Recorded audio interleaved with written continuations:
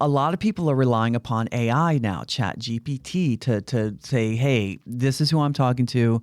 This is the scenario. Help me come up with some questions. I've tried that a couple of times, and it actually does help a little bit. You can't ask the questions verbatim though. And this is for all the young ones out there. They're like, well, I'm going to go ahead and use this. You can't use that verbatim. It's a guideline. Yes. It's like, okay, do you really want to ask something out of the ordinary? Well, here's something. And then you have to research it yourself. You can't trust everything you see.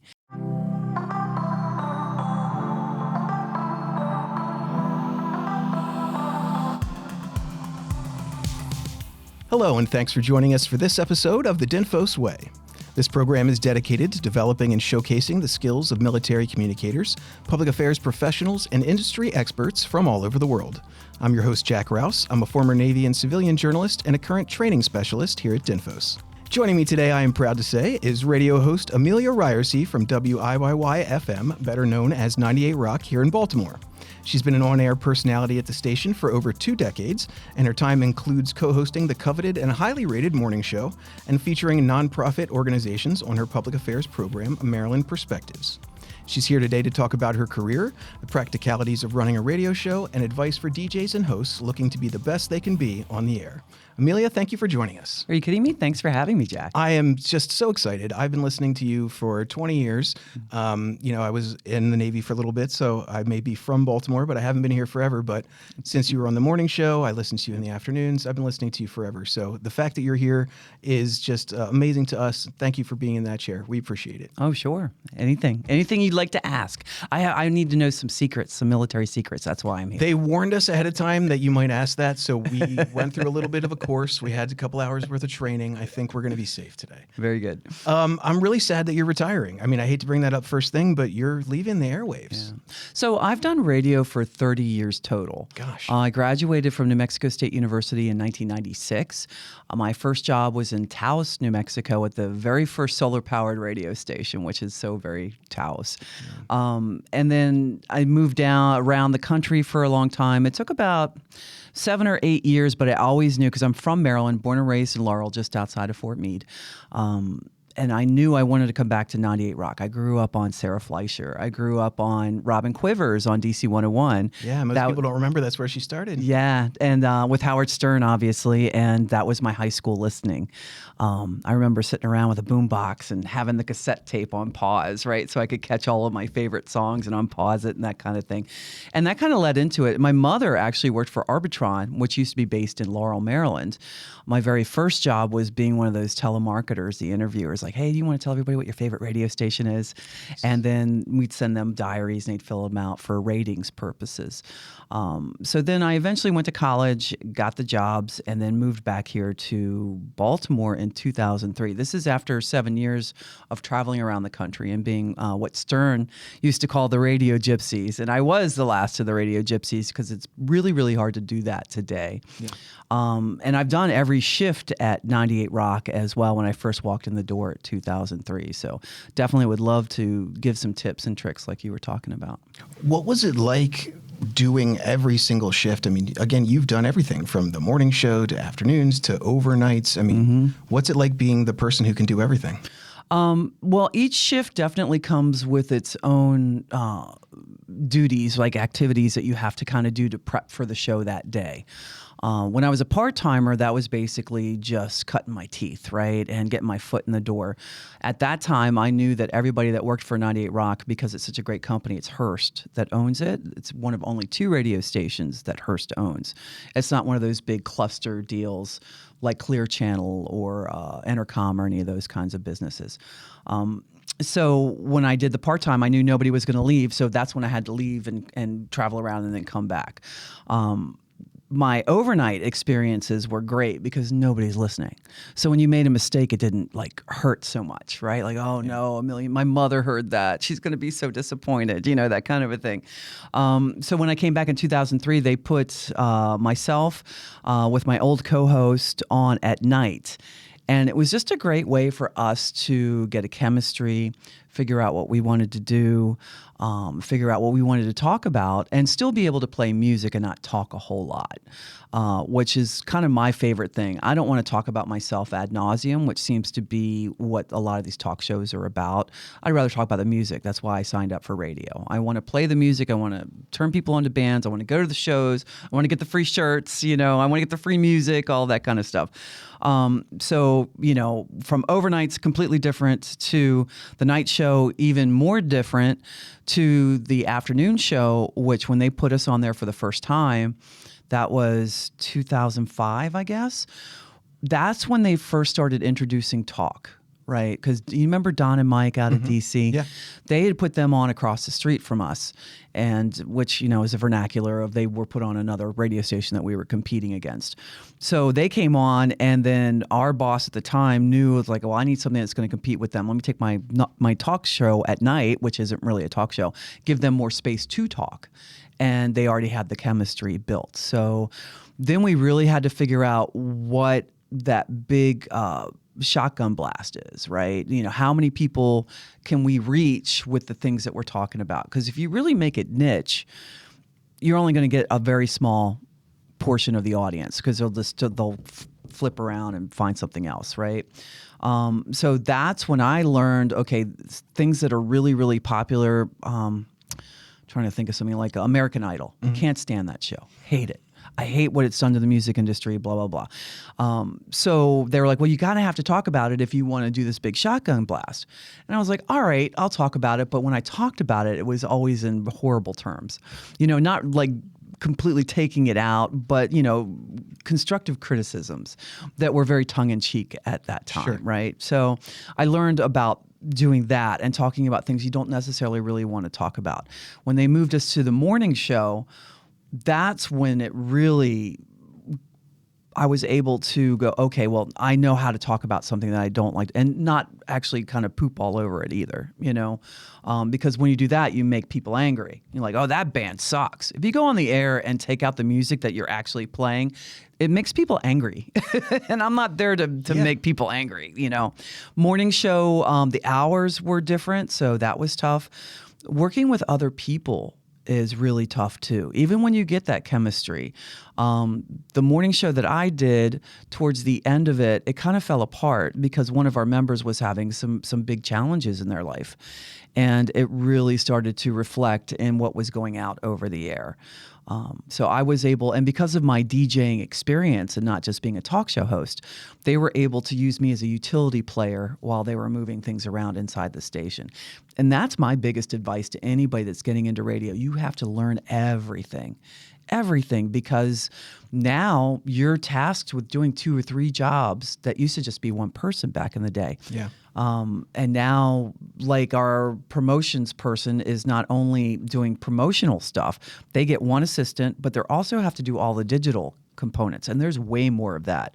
I remember my boss looking at me while we were in a morning show meeting, holding up his phone. This was back in 2007, maybe 2008.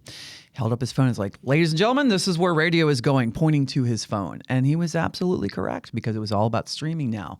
It's all about video now, and it just keeps kind of moving faster and faster towards all of that.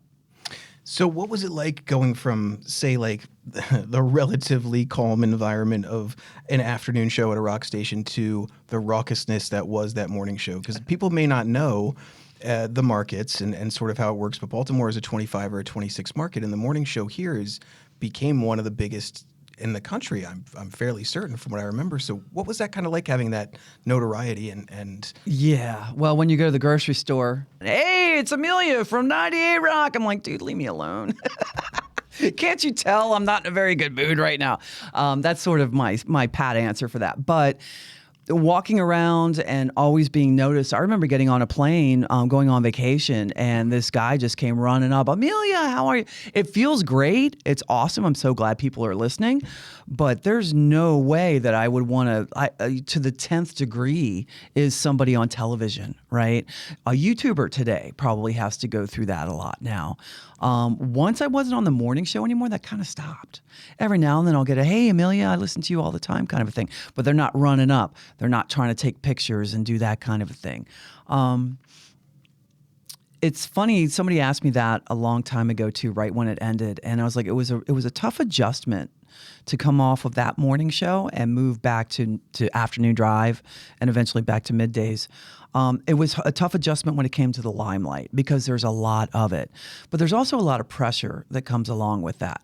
Ratings, you've got to get them. You are doing so much extra behind the scenes, right? And it's even more so now with all of the video, right? Like to our morning show now, they do with those cameras that are in studio, they actually edit that up, and it's now a show that is on TV 11 out of Baltimore right after Saturday Night Live, and it's sort of a best of for them, right? That's a lot of pressure, and that's also getting more eyeballs on you that don't necessarily listen to 98 Rock.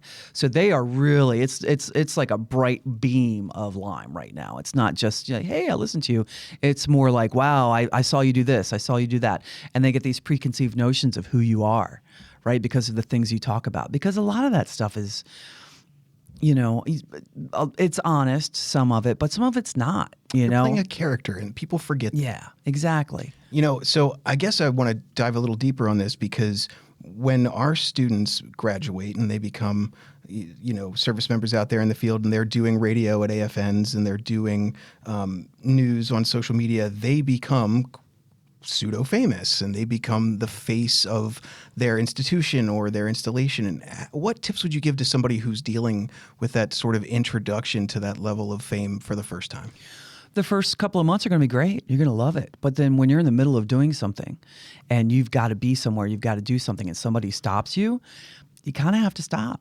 You really do. You have to go, hey, thanks so much for listening. You have to give them a minute of your time. There's somebody I know, I won't name them. We call it the turn and burn, where they'll give them some time. Hi, how are you? Let's take a picture together. They'll compliment them on something that they're wearing, right? So say, I see you, I notice you. And they're like, well, it was great. Thanks. Bye. And then they just turn around and leave because you really aren't obligated to spend 3 hours with somebody to talk with them. And really all they're asking is just a hi, how are you? And I love what you do, right? So you should always take the time. Always. Even if you're on your way somewhere and you're in a hurry, 2 minutes out of your day isn't going to hurt you. For real. I agree with that. What does show prep sort of look like for you nowadays, and how has it kind of changed over time? Because obviously we used to have records and CDs back in the day, and now Sure. Mr. Computer runs everything for us. So what's that look like? Right. So when you're working for a commercial radio station, you don't pick any of the music. All of that is already pre-done for you, and it's done a day or two in advance. You're not adding songs, right?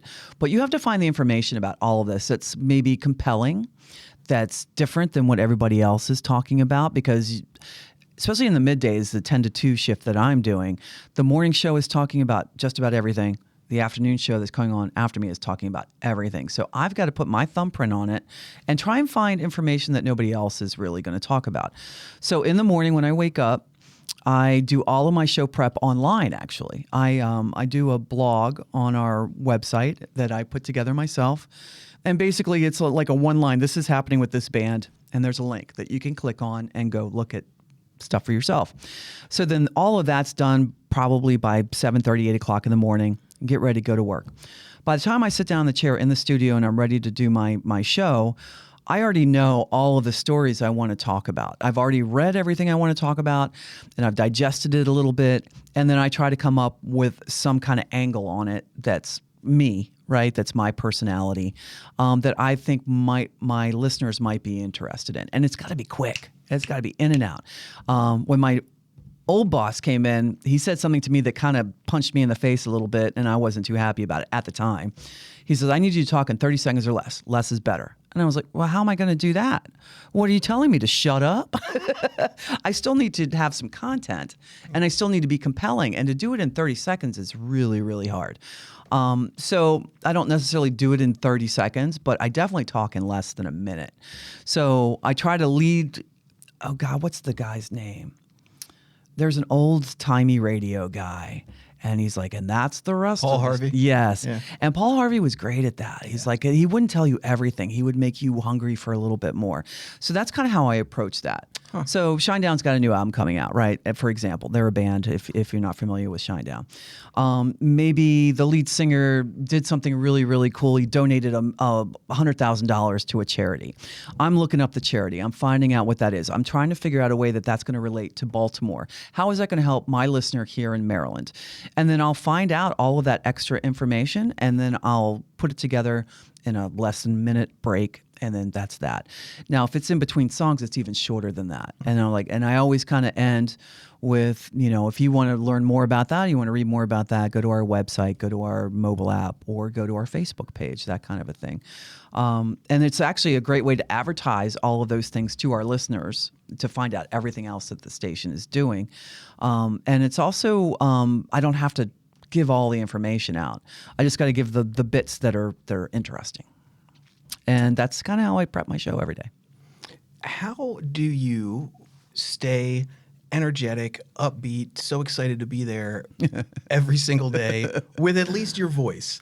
So the first thing my radio teachers told me, because I did take some classes in college, a smile on your face is a smile in your voice. That kind of a thing. And after, 30 years of radio, I know the inflections and all of that. I have had to go in, and I've gotten news that friends have died while I was doing my air shift. And that's a hard one, So I'm crying behind the scenes, but I open that mic, and thank God it's 30 seconds or 45 seconds because I can hold it together, get back into it, and then come back out and wipe my eyeballs, that kind of a thing. Sometimes I'm not. And I think that radio today and the Sterns of the world have helped out with that. You can be honest. If you're sad, you can talk about it. It's actually, it's not frowned upon like it was. Mental health is a big deal now. As long as you don't get too morose about it, right? Or you're not trying to be a complete Debbie Downer. But like, hey, this happened to me today, and I'm, bear with me. But here's a song that helps me through my day. This one's helping me out today.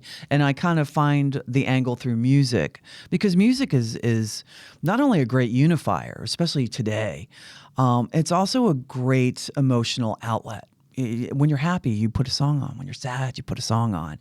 If you want to build a bridge with somebody that maybe you want to talk more with.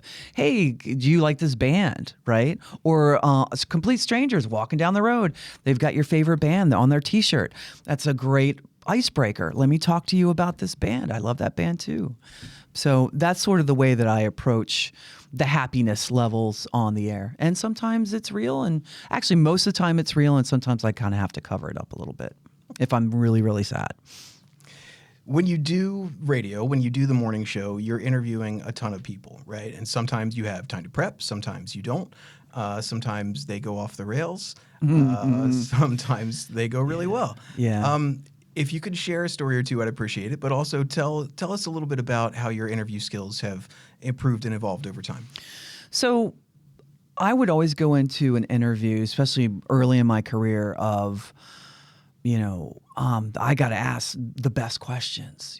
I've got to be the best interview I can possibly be. And yes, you should have that in the back of your mind. But you also have to realize that these bands are talking to all of these radio stations all across the country, and they're just trying to get in, get out. They want to promote their new music, and that's that. So you kind of have to go into it without the gotcha questions, without digging too deep. Because not only are you trying to connect with the artist that you're talking to, you want to make sure it's interesting to listen to for the listeners. And that really is the fine line. Just recently, actually, for one of the Amelia's last ride deals, because I'm about to retire, we had a band coming called The Warning, and they're 3 sisters out of Mexico. Love them. Seen them 4 times live. And my boss was kind enough to go, well, we're going to bring them in and have them do a special acoustic show. And you're going to interview them. And I'm like, okay, cool. But I also had to interview them on stage in front of a live audience, live on the air. That was like one of my biggest challenges in my entire career. Yeah. And to get up there, I'm holding the paper and my hands are shaking a little bit. And I felt like a rookie all of a sudden. I felt like, wow.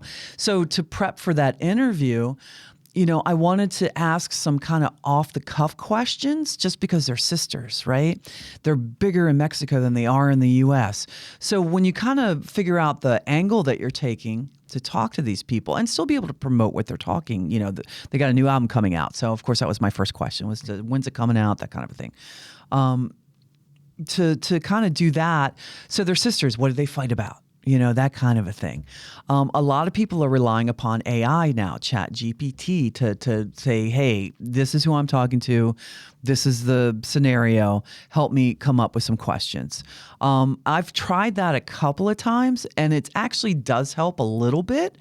You can't ask the questions verbatim though. And this is for all the young ones out there. They're like, well, I'm going to go ahead and use this. You can't use that verbatim. It's a guideline. Yes. It's like, okay, do you really want to ask something out of the ordinary? Well, here's something. And then you have to research it yourself. You can't trust everything you see because a lot of times, in fact, there's a great bit on an old radio station out of California, and it was through Wikipedia, true or not. And so that was their thing. They would ask artists, like, is this true? This is on Wikipedia. And the same thing can be said about Chat GPT. Sure, they're scouring the whole internet, but the stuff that they're bringing back to you, you've got to vet. You've got to, because you don't want to be in front of a live audience, right, with a band in front of you and make that mistake of asking a question where nobody understands, like, well, what are you talking about? That's not true. Where'd you get that information from? That's really embarrassing. Really, really embarrassing. So for me, because I was a fan of the band, I just asked fan questions and something that a fan would want to know. And it went fairly well. I was actually pretty proud of myself. For other artists, it's been a while since I've really had to sit down and do a hardcore interview, because that's, especially in the middays. So for anybody that wants to do the afternoon drive or the morning drive, you've got to do a lot of interviews, right? A lot of interviews. And there's some people that thrive off of that, and some people that aren't into it radio for that. They're into it more for, you know, the free stuff, or they want to be the star. They want to be in the limelight, that kind of deal. I still love talking to the bands. I get nervous every time because I don't want to embarrass them. I don't want to embarrass myself, and I want it to be good for the listener.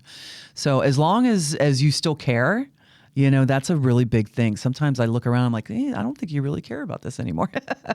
You know, our students in the military have it so interesting because one day they could interview, you know, some low-level local band from Towson, Maryland at their studio, and then the next day, because of the USO tours in town, they interview Lady Gaga. Right? Oh, right. So you just never know, right? Mm-hmm. And that ability to prepare, that ability to be ready to go, to mm-hmm. hopefully not be terrified of your of your idol and all of their bodyguards that wander into your studio, is all really important, right? And something that they have to prepare for at a really, really young age. Yeah. So what do you do when things go sideways? What do you do when an interview goes bad, or when there's an on-air mistake that you have to dump out? Or That's never happened. No, of course not. No, never. We don't make mistakes. Trying to think of anything that's, you know, I remember like Henry Rollins has hung up on people before. Henry Rollins, people forget he had the best. Was it a radio show? I don't know. He did out in California. Yeah, he did like a music intensive show, but he worked in punk for years and years and years. Great writer. He does spoken word tours now too. When you step to him, you have to know what you're talking about. He just doesn't put up with idiots. But most artists are really very sweet, like Shinedown, right? I've asked Brent a really, really dumb question, and it kind of took him aback a little bit because he lost a lot of weight, right? He lost a lot of weight. Looks fantastic. And I was like, so, do you ever miss Fat Brent? And he was like, And it was like, this is during COVID, right? And so we were doing the whole online deal. And there was a couple other of my radio people that were with me from 98 Rock. And he kind of looked at me and kind of leaned back a little bit. And of course, my coworker chopped in. He's like, oh, you know, and try to kind of smooth it over a little bit. So it helped to have somebody else in the room. So that's number one. And number two, he was okay with it. He's like, oh, okay, I see what you're saying. It's like, every now and then a piece of cherry pie is kind of nice, you know. So he answered the question, but I kind of knew I kind of overstepped the line a little bit. So I haven't had an artist get really mad at me for anything stupid. And if they don't want to answer the question, they won't. They'll either say something, like, whatever, something along those lines. And then you just move to the next one.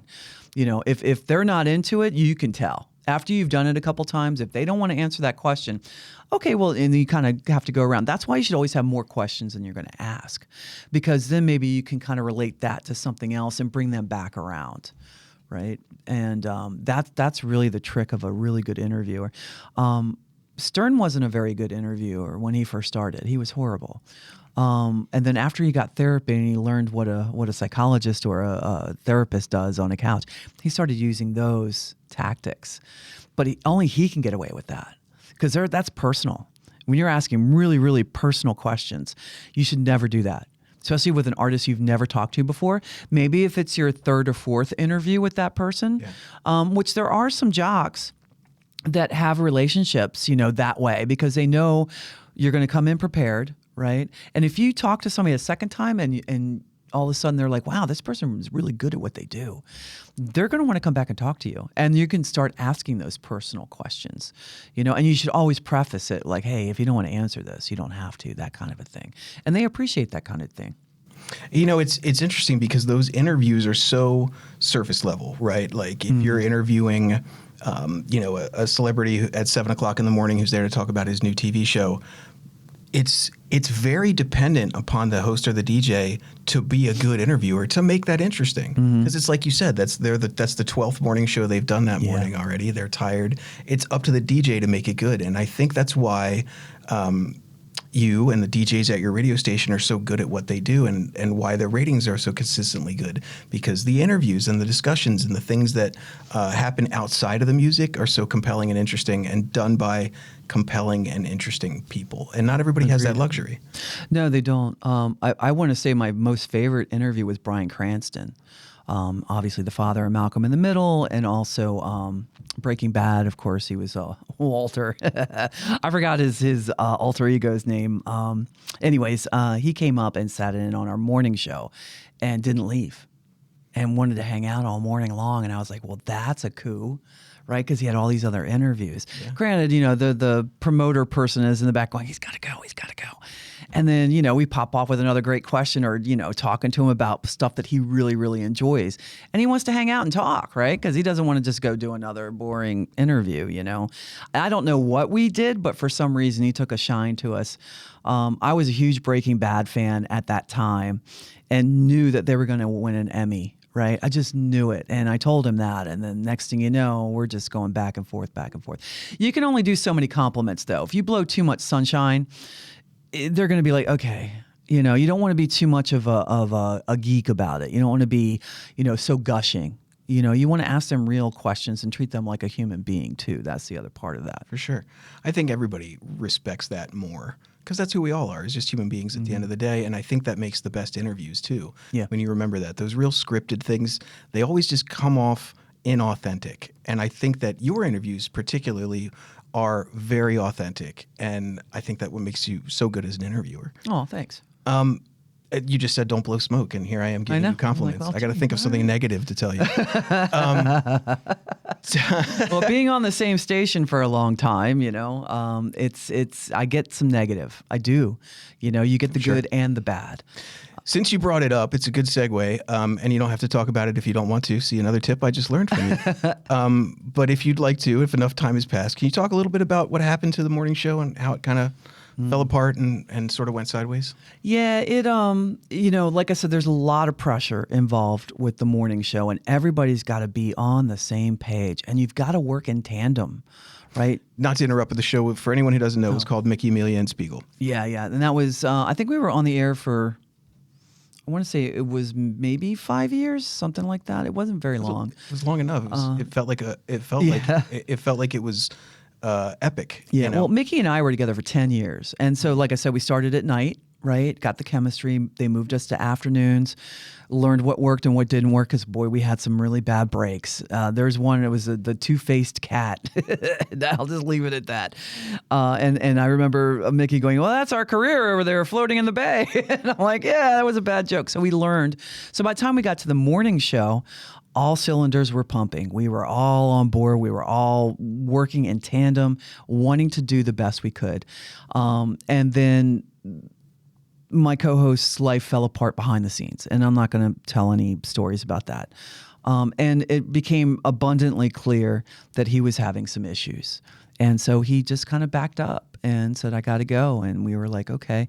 So then we were left with I was still under contract at the time, trying to figure out who's going to take over the morning show. And because of my DJ stuff, and I was like, ooh, I don't have to get up at 4 o'clock in the morning anymore. Yes, I'll do afternoons. That sounds great. And I could work by myself again. And I really enjoy it. I enjoyed still being by myself too. With it being such a one-man band experience nowadays, especially, is there anything that stands out to you that's especially difficult or even easier about doing it as one person versus a group situation like that? A lot of it's remaining inspired and wanting to go in there and really do a good show every day, day in, day out. Some days are better than others, obviously, but and I'm responsible for everything. I'm responsible for how I prep. I'm responsible for all my production behind the scenes. I'm responsible for what comes out of my mouth.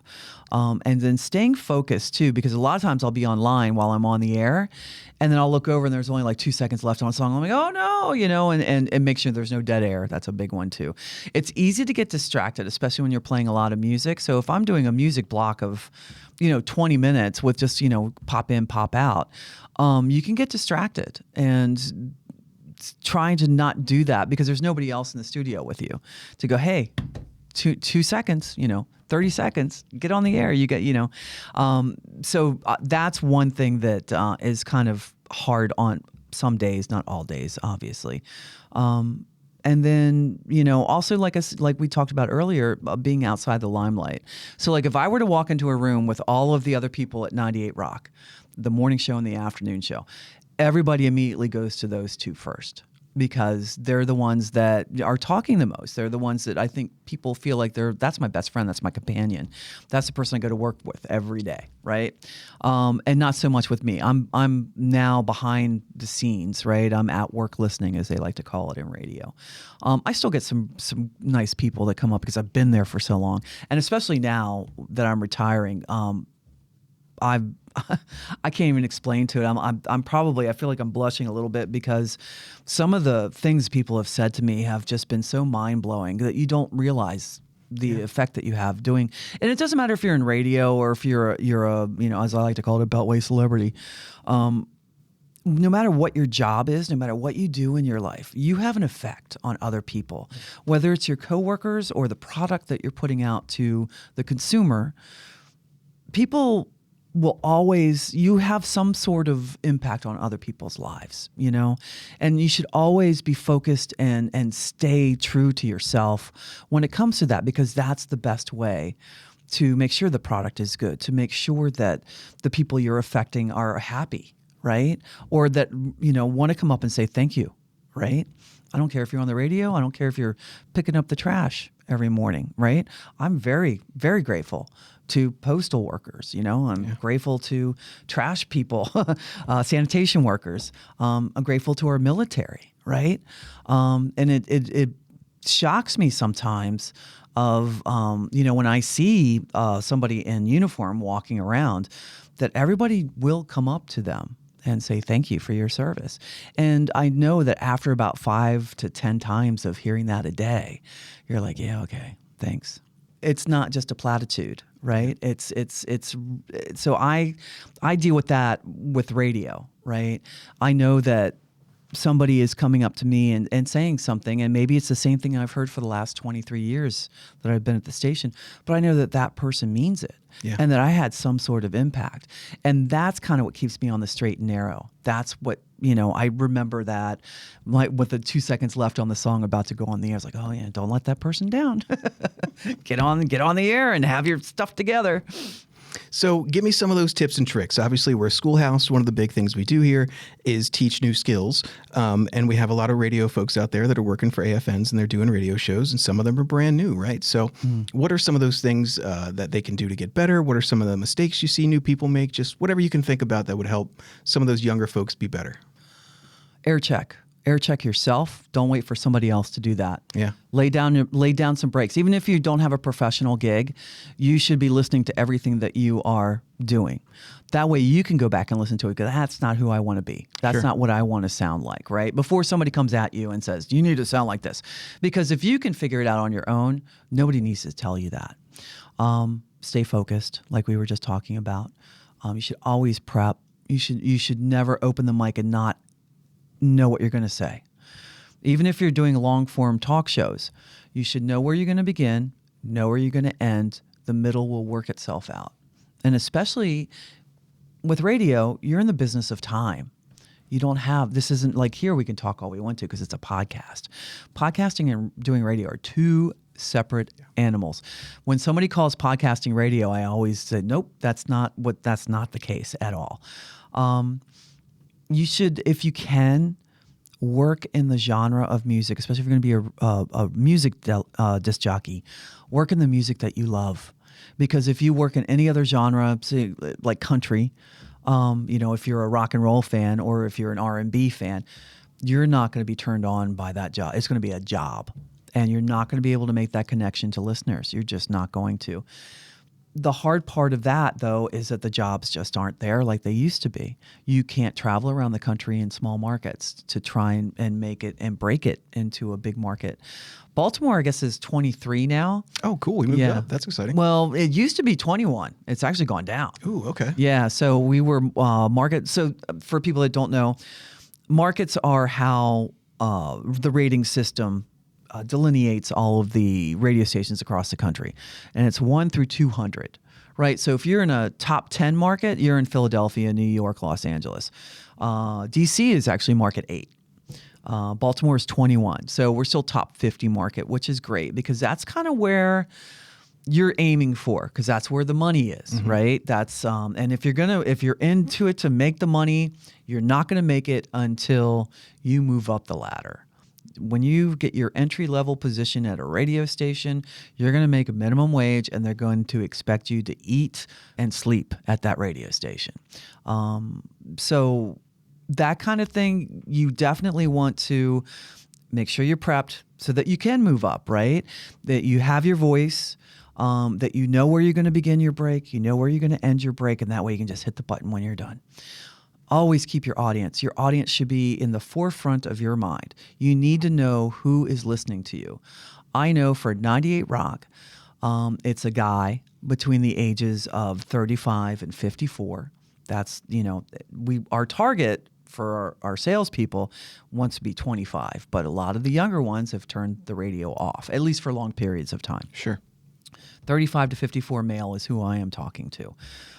Luckily for me, I like to video game. Luckily for me, I love rock music, so I can talk about all of it. I can even talk about heavy metal and death metal if I need to, which, not all dudes want to listen to. I'm not trying to stereotype here.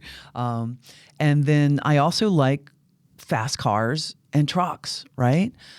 So I already have a little bit of a bond, right? I rode a motorcycle for 20 years. That's why I gave you guys some stickers. Nobody can see them now, but there's a motorcycle on that. Right. And so I definitely was able to get a lot of inroads into our demographic where they're like, all right, she seems pretty cool. Let's, don't ever, ever, ever talk politics on the air unless you're doing a political show. But if you're doing music, don't talk politics. Talk about the music. Right. And yeah, you should talk about some of your personal stuff, but nothing too personal. Like, I don't care that, your kid just did something. I just don't care. What does that have to do with, Led Zeppelin? It has nothing to do with Led Zeppelin. Robert Plant had a kid. I didn't see him talk about his kid in his music. You know what I mean? He did put his kids on a cover of an album, though. We'll leave it at that. So, those are sort of the tips and tricks. Learn everything. Learn how to do production. Cool Edit, or that's not Cool Edit. Oh my God, I'm really dating myself. Oh my God. Audition, Adobe Audition should be your best friend. Yeah. You should be able to break things down, put them back together, know what the beats per minute are. You should be able to remix a song if you can, even though that's not really what it's made for. And then you also need to know your social pages inside and out. That is way more important. And even though The station has a social page. You should have your own for your own show that you can put your things on. That's where your personal stuff is going to go on. If you're out and about and you're with your kids, yeah, sure, put a picture up of your kid on the Facebook. And then you can direct people like, hey, if you want to see that, you can go look at it. Yeah. But don't make that, your break. If there's a way to push people onto your social pages through your show, even better. Tell me something about the radio industry that most people wouldn't know, for anybody listening, because we always love those cool stories. Like I said, I've been doing it for so long. The studios are pretty cool. Yeah. The equipment we get to use is really cool. Meeting your favorite band and having a chat with them is really, really cool. My least favorite thing to do is get on stage and bring a band on, just because it's, I don't know. I don't feel like I belong up there. I don't play an instrument. I know I'm up there to make the stage announcements, everybody's favorite, and represent the station. I understand the reasoning behind it, and I never stand up there for very long, like, hey, and here they are, that kind of a thing.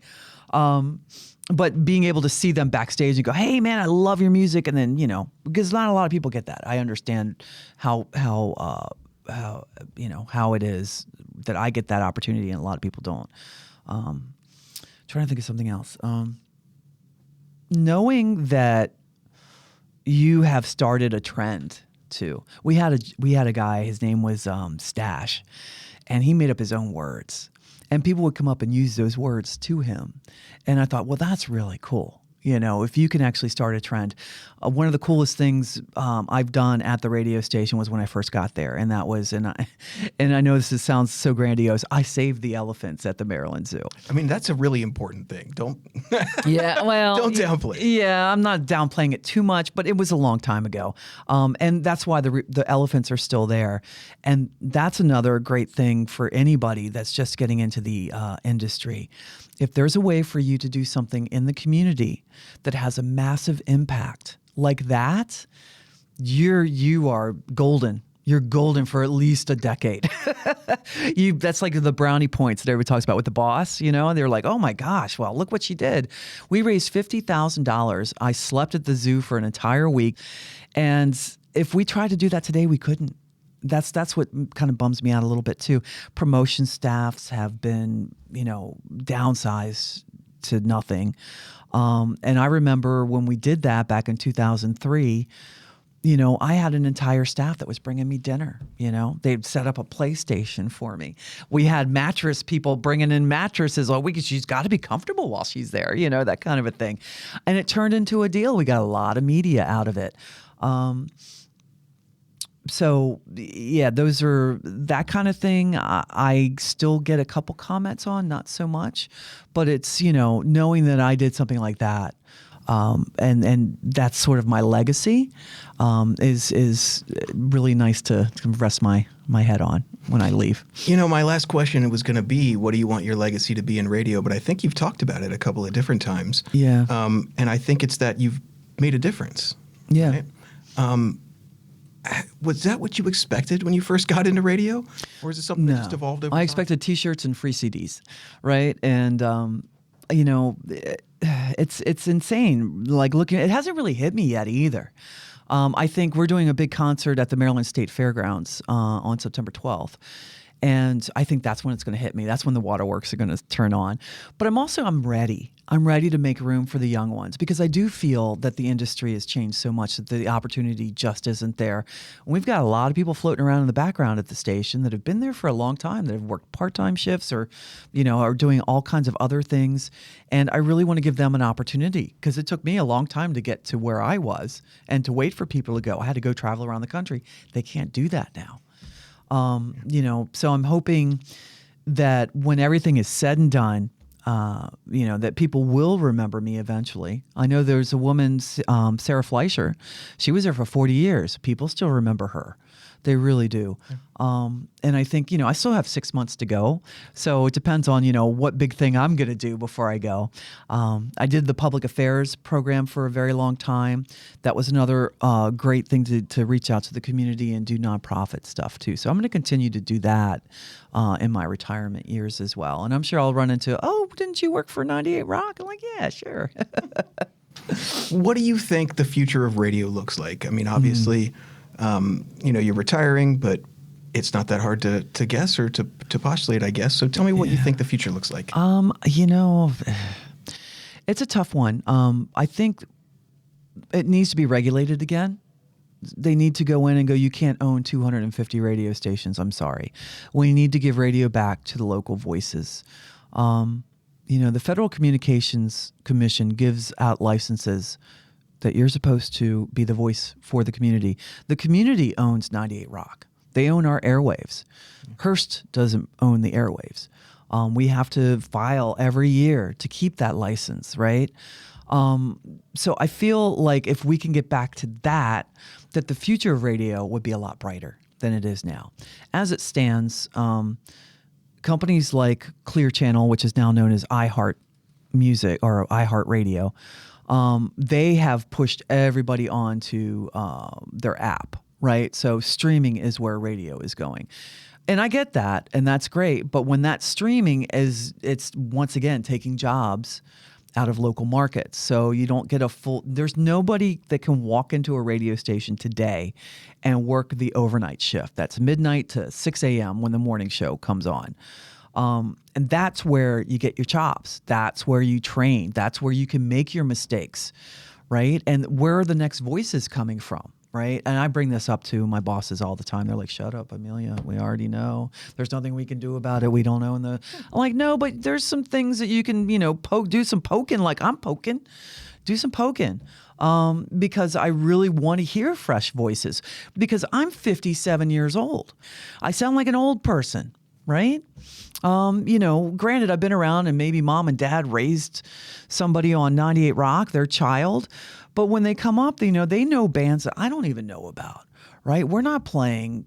We are in some respects, the classics, Offspring, things like that.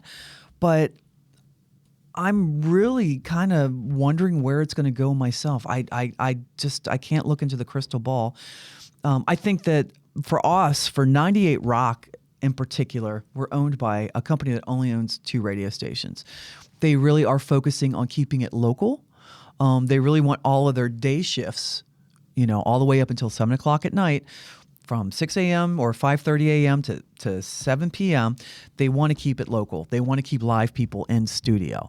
So if they can hold on to that, and if more radio stations would follow in those footsteps, there might be a fighting chance. It comes down to, do kids want to listen to radio? Especially if they're being pushed to the stream. They're always being pushed to the stream. So I think that's the thing, right? We have to find a way to evolve radio so that it still is something that's interesting, that provides the listener with something of value, right? That brings them in this digital world that we exist in. And is the answer to that. Podcasts that are more structured with like a radio show with a rundown and guests and music and things. I don't know. I don't know the answer to that. Podcasting's tough with the music though, because you don't pay ASCAP or BMI, right? Right. So that's going to be a really, really hard thing to overcome. And if that ever changes, radio better look out, because if podcasts can start doing this and playing whatever they want, and it's also getting more and more niche. Right, it's almost like television, right? Yep. Our news, local news, is taking a beating now too. So it's all about the money. It really is all about the money. It's funny because there's like Jack FM exists, right? And that's a radio station that, if people don't know, doesn't have any DJs on it. It's a computer in a closet. That's what we call it. Right. But there's also no conversation. Mm-hmm. There's no interaction with the community. There's nothing local about it. Like even every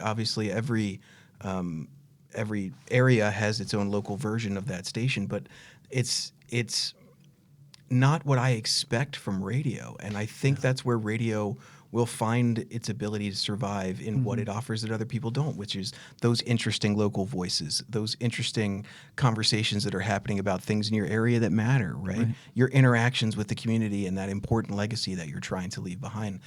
All of that is where we find the power of radio and how it can still serve our communities today. And I think that's what we kind of have to lean into. I'm not you with 20 years in the industry, but right. Well, 98 Rock, that's what we're hanging our hat on. Yeah, that's why we continue to excel, and we're about to turn 50 98 Rock has been on the air for 50 years. It's been the same format, and it's always been a big contributor to, I call it a thread in Baltimore's fabric, right? We've always got that big, long, and now with the Orioles and the Ravens, granted that's taken some of our music away from us, but it brings in new people to listen that wouldn't normally listen either. So, I trust the powers that be at the station to keep it rolling like that. I don't think we're going to change anytime soon, but, the Bay is going religious, right? They just flipped that format, and that was classic rock, and they played all music. They hardly ever talked, and so that's going to be gone for listeners. Clear Channel just fired thousands of people all across the country. I don't know how that affected D.C. at all, but I know it affected Baltimore, the Clear Channel stations in Baltimore. So going back to, we have to deregulate. In fact, if anybody's listening to this right now, reach out to your or your Congress people or your local people and say, hey, what's up with radio? Why is this happening? I sure wish there was a local voice I could listen to.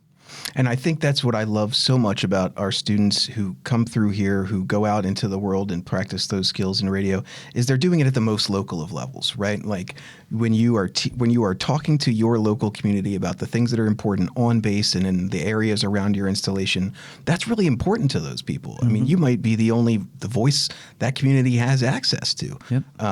When I, not to date myself, when I was in the Navy, AFN had like 4 channels, and obviously we have more channels now, but that was it. And if we did our TV news, we were on it. We were on all those channels, right? So it's very local, and it is still incredibly important. And I think that's why those tips and tricks are so important to our audience from someone who's been through the industry as long as you have, because it's going to continue to exist. They can't make the airwaves go away. No, right? They can't. They did do a shift, though. They shifted a whole bunch of stuff. I'm not an engineer. I wish I had my engineer here, Gary Plackmeyer. You ask that man one question, and he will give you an hour-long the answer to it. But they are starting to shift some of that, too. And who knows what's going to happen these days. I mean, everything's up in the air right now. So. Well, what are your plans? You mentioned a little bit briefly that you were getting ready to retire. You've been on the air for 30 years. Where are you going next? I'm going to go travel around the country. My parents are aging, too. So there's some of that, for the young ones. When your parents start to age, you got to be there for them. They were there for you. So I'm going to be there for them. And other than that, I don't know. I'm going to relax. So I think you've earned it. Thank you. You've earned it. Thank you. Well, our famous last question that we tell all of our students to ask at the end of their interviews, I will ask you, which is, do you have anything else you want to add or anything we haven't talked to you about that you want to get out to our listeners? No. Thank you very much for the opportunity to come here. I haven't been on the grounds of Fort Meade in a long time. I told you this off the air, even though we're not on the air. My dad was stationed here, and so I grew up in Laurel. So it was just been a real treat to come back. I saw that the commissary is massive now. The PX is so big, and there's a hotel. When I was a student here, the hotel was like a motel of 4 rooms or 5 rooms. Right. There's that giant hotel. I know. Yeah, this place has changed, but thank you so much, and thank you for the questions too, and letting me talk about my experiences with your listeners. I never thought when I was been listening to your morning show for so long that I would sit across from the microphone from you, and it is a very rare treat for me as well. So thank you so much for coming in. It was a real pleasure to have you here. It's not often that you get to meet your heroes in your areas of communications, and I've gotten to do it in writing journalism, and now I've gotten to do it in radio journalism. So, Amelia, thank you so much for being here. I really appreciate you. Thank you. And best of luck in all that you do. It'll be sad not to listen to you in the radio every day. Aw, shucks. Yeah, that's all right.